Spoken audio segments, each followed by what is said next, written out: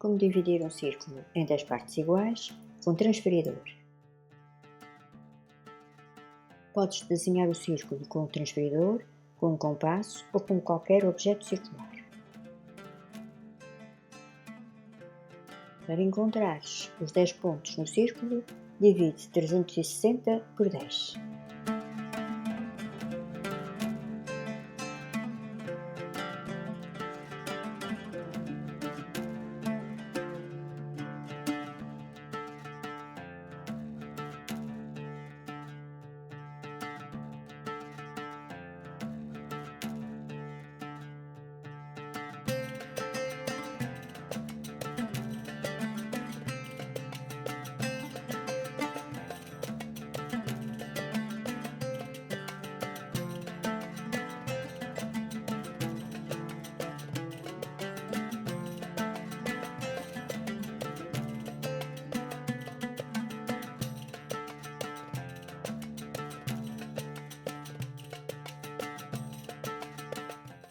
Une agora os pontos opostos uns aos outros com a régua.